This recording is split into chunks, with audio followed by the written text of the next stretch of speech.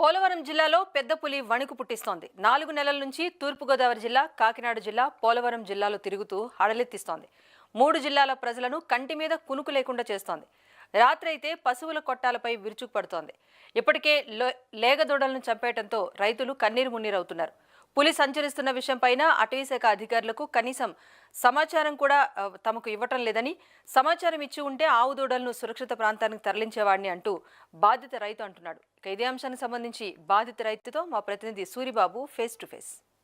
తూర్పుగోదావరి జిల్లాలో బెబ్బులైతే మాత్రం గతంలో అయితే మాత్రం తన పంజా విసిరిందనే చెప్పుకోవచ్చు. ఈ నేపథ్యంలోనే గత 5 నెలల నుంచి కూడా ఏదైతే ఈ తూర్పుగోదావరి జిల్లా అలాగే పోలవరం జిల్లాలని ప్రజలనైతే కంటి మీద కునుకు లేకుండా చేసిన బెబ్బులైతే మాత్రం ఈ దేవీపట్నం గ్రామాల పరిసర గ్రామాల్లో అయితే మాత్రం గిరిజన ప్రజలనైతే కంటి మీద కునుకు లేకుండా చేస్తుంది. ఈ నేపథ్యంలో రాత్రి సుమారుగా 12 ఆవు దూడలను 2 గేదె దూడలను అయితే మాత్రం చంపి హరించుకుపోయిందనే చెప్పుకోవచ్చు. అయితే దీనికి సంబంధించి ఈ ఆవు దూడలను చంపడంతో అయితే మాత్రం ఈ చుట్టుపక్కల గ్రామ ప్రజలైతే మాత్రం అది సంచరిస్తున్న చుట్టుపక్కల ప్రజలైతే మాత్రం భయభ్రాంతులకి గురవుతున్నారు. అలాగే పంట పొలాలకి వెళ్ళాలంటే కూడా ఒక్కసారిగా భయభ్రాంతులకి గురయ్యి ఇంటి నుంచి బయటకు వచ్చే పరిస్థితి కూడా లేదంటూ కూడా వాపోతున్న పరిస్థితి అయితే ఉంది. అయితే దీనికి సంబంధించి అటవీ శాఖ అధికారులు అయితే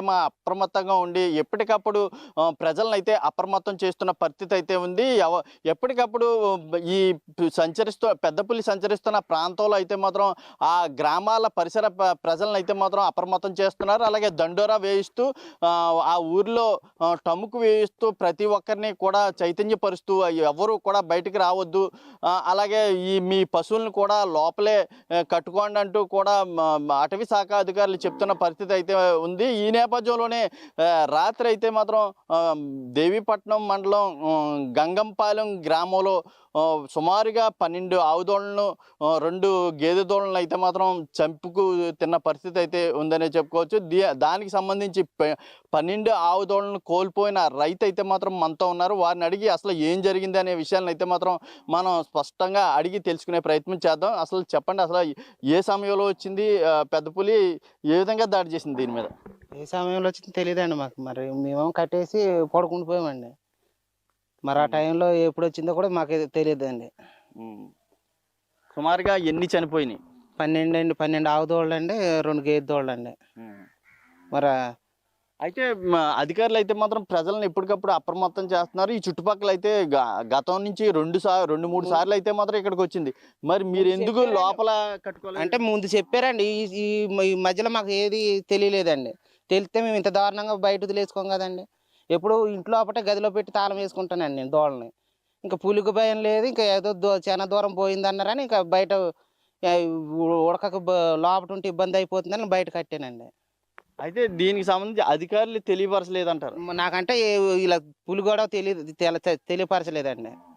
తెలిస్తే కావాలని ఇన్ని మూగజీవులను ఎందుకు చంపుకుంటానండి? నాకంటే అసలు ఇలా పులి వస్తుంది పలానా దిక్కునుందండి. ఎక్కడో ఉన్నప్పుడే కూడా వారం రోజులు మాపులు పగలు కాపలు కాసుకుంటూ పోలేమండి. ఎందుకంటే వీటి వల్లే బతుకుతున్నామండి. మేము పొద్దున్న 3 గంటలకు వచ్చి సాయంకాలం 9 గంటల దాకా ఇటే ఉంటున్నామండి తుప్పలమ్మట. ఎక్కడో మాకు అక్కడ పడేసారండి, డబ్బు ఇచ్చారు. ఎందుకు కావాలి డబ్బు అండి మాకు? మళ్ళీ భూములు ఉన్నాయండి, భూములకు పరిష్కారం లేదండి. ఒక సగం ఇచ్చి సగం వదిలేసి అలాగే ఎక్కడికి వెళ్ళినా మాకు ఇది అంటున్నారు అది అంటున్నారు, ఏమీ లేదండి మాకు. వీటి వల్ల ఆధారపడి పోతున్నామండి. ఈ పాలు తీసుకోవడం పేట అటుకెళ్ళి ఈలకాలకు రూపాయికి 10 రూపాయలకు అమ్ముకొని అలాగే జీవనం గడుపుతున్నామండి.